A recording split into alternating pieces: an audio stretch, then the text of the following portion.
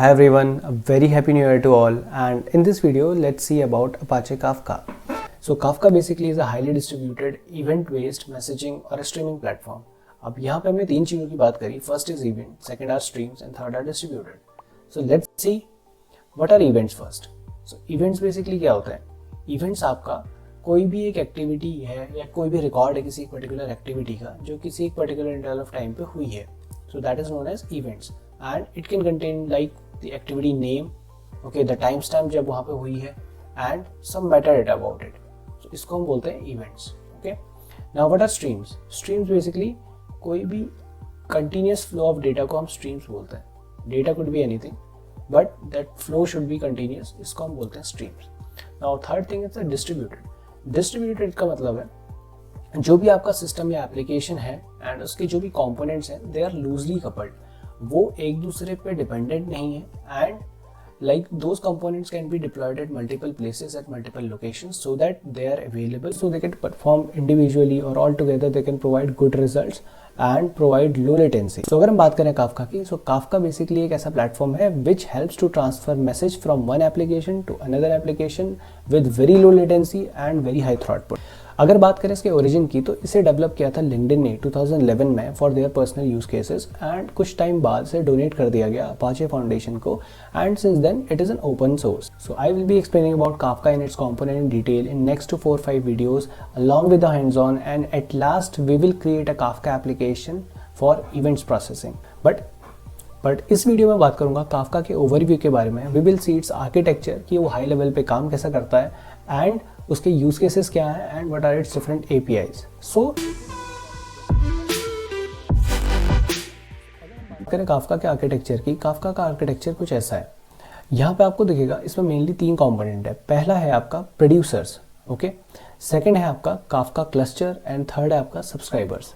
सो producers क्या है? Producers are basically different applications जो आपका मैसेज या फिर डेटा या फिर इवेंट्स बोलो प्रोड्यूस करती हैं. ये सारी इंडिविजुअल हैं, सब लूजली कपल्ड हैं. ये डिफरेंट एप्लीकेशंस हो सकती हैं. फॉर एग्जांपल एक आपकी मोबाइल डिवाइस हो सकती है, कोई आपकी आईओटी डिवाइस हो सकती है, कोई आपकी वेब एप्लीकेशन हो सकती है. So these are known as producers. अब ये क्या करती है? मैसेजेस प्रोड्यूस करती हैं and they sends to something in between. ये डायरेक्टली आपका किसी दूसरी एप्लीकेशन और अपनी डेस्टिनेशन को आपका मैसेज प्रोवाइड नहीं करती हैं. ये एक बीच में हमारे पास काफका का क्लस्टर है, ये उसे मैसेज भेजती है. अब let's talk about cluster. So what is Kafka cluster? Cluster का मतलब है it is a group of machines, जिन मशीन्स को हम ब्रोकर बोलते हैं. तो what are these brokers? These basic brokers are simply machines which contain some topics along with their partitions. तो टॉपिक्स और पार्टीशंस, यहाँ पे हमारे पास दो नई चीज़ें आई. एक है topics and next is partitions. तो what are topics and what are partitions? अगर मैं बात करूँ ब्रोकर की, तो ब्रोकर्स के अंदर these all brokers are connected with each other. हर एक ब्रोकर को पता होगा कि नेक्स्ट ब्रोकर के पास कौन से टॉपिक्स हैं या कौन से पार्टीशंस हैं. And if we connect with one broker we will get connected with all the brokers, क्योंकि ये सब बूटस्ट्रैप्ड है. काफका क्लस्टर के अंदर बूटस्ट्रैप्ड होते हैं. तो ब्रोकर के अंदर टॉपिक्स हैं. तो टॉपिक्स का मतलब क्या है? टॉपिक्स का मतलब आप समझो एक टेबल से, फॉर एग्जाम्पल ये एक नाम है, ओके. एक नाम है जिसके अंदर आपके पास स्पेस है. अब ये जो टेबल है इसके अंदर आप डेटा स्टोर कर सकते हो एंड जो आपका प्रोड्यूसर है वो इसी पर्टिकुलर टॉपिक पे मैसेज भेजेगा. एंड जो पार्टीशंस होते हैं, पार्टीशंस बेसिकली कुछ नहीं है, आपका जो टॉपिक है वो आपका डिवाइडेड होता है. टॉपिक को मान लो आप, लेट्स से आपके पास ये पूरा टॉपिक है, ये 3 पार्ट में डिवाइड है एंड हम उन 3 पार्ट्स को बोलते हैं partitions. Let's say this is the partition 1, this is partition 2, this is partition 3. अब हर एक पार्टीशंस के अंदर अपना एक काइंड ऑफ स्टोरेज होता है, या आप इसको एज एरे मान लो. एंड जो भी हमारे पास डेटा आएगा that will be stored in partition in orderly manner. तो फॉर एग्जांपल आपका ये पार्टीशन है P1, तो यहाँ पे जो भी आपका डेटा आएगा इस P1 पे जो भी डेटा आएगा वो आपका ऑर्डर में स्टोर होगा. फॉर एग्जांपल जो फर्स्ट आएगा इसमें आपका एक स्टोर होगा इंटीजर वाइज इंक्रीमेंटल ऑर्डर में, उसको हमने बोला 0, then next is 1, next is 2. And within the partition आपका जो मैसेज स्टोर हुआ है उसका ऑर्डर मेंटेन रहता है. तो जो यहाँ पे प्रोड्यूसर्स हैं ये आपके इन्हीं टॉपिक्स पे मैसेज भेजते हैं एंड जो वो मैसेज भेजते हैं वो आपके इन टॉपिक्स के अंदर जो पार्टीशंस हैं उनमें स्टोर होते हैं. एंड हर एक मैसेजेस को एक आईडी मिलती है जिसे हम बोलते हैं ऑफसेट आईडी, जो कि हर एक पार्टीशन के अंदर इंक्रीमेंटली इंक्रीज होती है. And there might be multiple partitions, आपके मल्टीपल पार्टीशंस हो सकते हैं किसी पर्टिकुलर टॉपिक के अंदर, एंड जो डेटा है वो उसी में डिवाइड होता है एंड किसी पर्टिकुलर टॉपिक के अंदर मल्टीपल पार्टीशंस हो सकते हैं। क्योंकि हमने बोला था कि जो काफका क्लस्टर है बहुत हाईली फॉल्ट टॉलरेंट सिस्टम है एंड हाईली डिस्ट्रीब्यूटेड भी है, तो जो भी आपका मैसेज आता है प्रोड्यूसर से, अगर वो हम सिर्फ एक जगह पे अगर वो स्टोर होगा तो देयर आर चांसेस कि लेट्स से ये ब्रोकर वन डाउन हो गया, ये मशीन डाउन हो गई ड्यू टू एनी रीजंस, तो वो मैसेज लॉस्ट हो जाए। तो इसीलिए हमारे पास जो काफका है, काफका में एक कॉन्सेप्ट होता है रेप्लिकेशन फैक्टर, यानी जो भी आपके टॉपिक पे जो मैसेज आता है वो रेप्लिकेट होता है with other brokers. Let's say आपके टॉपिक 1 पे कोई मैसेज आया, it will be replicated to broker 2 और maybe let's say if you have a broker 3, तो मैसेज वहाँ पे भी रेप्लिकेट होगा। अब ये रेप्लिकेट कितनी बार होगा, कोई मैसेज कितने टाइम्स रेप्लिकेट होगा, ये आपका डिसाइड करता है रेप्लिकेशन फैक्टर। हम जब कॉन्फ़िगर करते हैं किसी भी टॉपिक को तो हम उसमें 2 चीज़ें पास करते हैं, one is replication factor and second is number of partitions into of that particular topic. तो आइडियली जो प्रोडक्शन बेस्ड एप्लीकेशन होती है, प्रोडक्शन में जो एप्लीकेशन होती है उसमें रेप्लिकेशन फैक्टर 3 रहता है, यानी जो भी आपका मैसेज आ रहा है प्रोड्यूसर से वो 3 बार रेप्लिकेट होगा अलग अलग ब्रोकर्स पे। एंड अब वो मैसेज 3 बार है तो हमारे पास, अब बात करें सब्सक्राइबर की, अब ये था हमारे पास काफका क्लस्टर का ओवरव्यू। अभी हम फिलहाल इतनी डिटेल में बात करेंगे, नेक्स्ट हम बात करेंगे इसके कंटिन्यूस वीडियोस में इन detail about producers and Kafka cluster and subscribers. अब सब्सक्राइबर क्या करते हैं, सब्सक्राइबर आपका जो ब्रोकर है, ब्रोकर में कोई टॉपिक है, सब्सक्राइबर उस टॉपिक को सब्सक्राइब करेगा एंड जो भी वो वहाँ पे मैसेज स्टोर है उस टॉपिक के अंदर पार्टीशंस है, उन पार्टीशंस पे जो मैसेज स्टोर है, सब्सक्राइबर उन पार्टीशंस से वो मैसेज को ऑर्डरली मैनर में रीड करेगा। तो वहाँ से जो भी मैसेज प्रोड्यूसर ने भेजा था वो सब्सक्राइबर इस तरीके से रीड करता है। अब यहाँ पे प्रोड्यूसर और सब्सक्राइबर की डिपेंडेंसी खत्म होगी, वो दोनों डीकपल्ड है। प्रोड्यूसर को वेट नहीं करना पड़ेगा किसी भी एंड पे कि सब्सक्राइबर ने मैसेज रीड किया या नहीं किया। It is total responsibility of Kafka cluster कि वो मैसेजेस को स्टोर करके रखेगा अनटिल अनलेस जो उसका रिटेंशन टाइम है वो ख़त्म ना हो जाए या फिर वो मैसेजेस कंज्यूम ना हो जाए।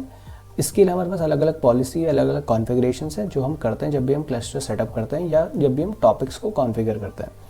तो ये था हमारे पास सब्सक्राइबर, ये सब्सक्राइबर आपका मैसेज कैसे कंज्यूम करता है। अब फॉर एग्जांपल, अब हमारे पास टॉपिक हमारा रेप्लिकेटेड था, टॉपिक 3 जगह रेप्लिकेटेड है, तो सब्सक्राइबर कौन से टॉपिक से लेगा मैसेज या कौन से टॉपिक से मैसेज रीड करेगा।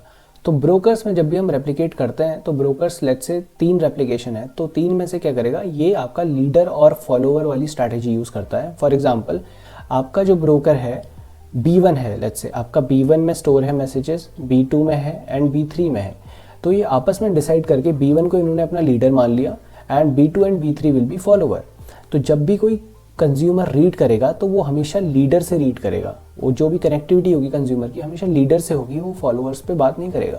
तो अब ये फॉलोअर्स कब काम आएंगे, लेट्स से जब आपका ब्रोकर या जो आपका लीडर है वो डाउन होता है ड्यू टू एनी रीजंस, तो वहाँ पे एक कॉन्फ़िगरेशन और लेट्स से एक एल्गोरिथम की हेल्प से ये दोनों ब्रोकर में से एक ब्रोकर हमारे पास लीडर बन जाएगा एंड बाकी सारे जो ब्रोकर्स हैं वो उसके फॉलोअर बन जाएंगे।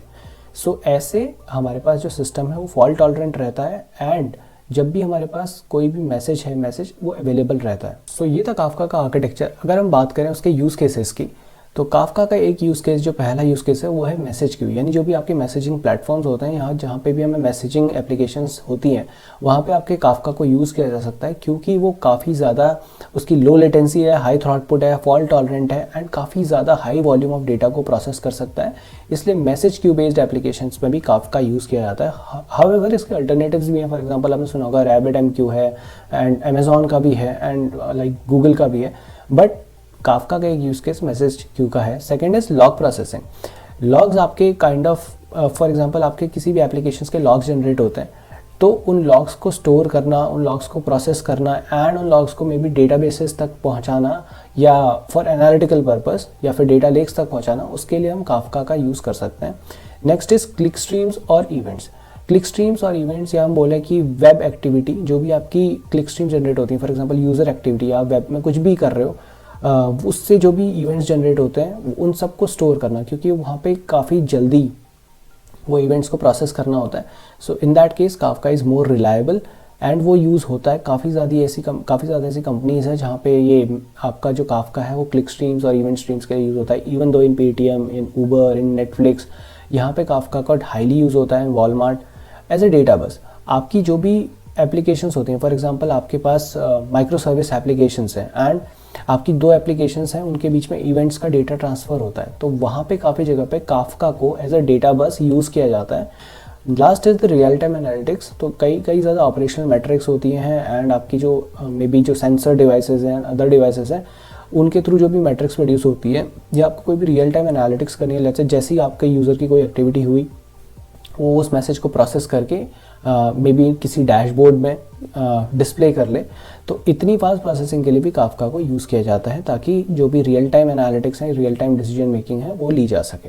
सो ये थे हमारे यूज़ केसेस। अगर हम बात करें काफका की एपीआई की, तो काफका में बेसिकली 5 टाइप्स की एपीआई हैं जो आपके इसके इम्प्लीमेंटेशन एंड प्रोसेसिंग में यूज़ होती हैं। फर्स्ट इज़ एडमिन एपीआई, जिससे आप जो भी आपके टॉपिक्स हैं, जो भी आपके सर्वर्स हैं, उनको मॉनिटर कर सकते हो एंड कॉन्फ़िगर कर सकते हो। Next is your producer API, जो आपको डेटा प्रोड्यूस करने में हेल्प करती है एंड डेटा प्रोड्यूस करने में एंड पुश करने में टू डिफरेंट टॉपिक्स, उसमें हेल्प करती है। Next is the consumer API, जो आपका डेटा रीड करने में, किसी पर्टिकुलर टॉपिक से टॉपिक्स को सब्सक्राइब करने में, इसके लिए इसका यूज़ किया जाता है।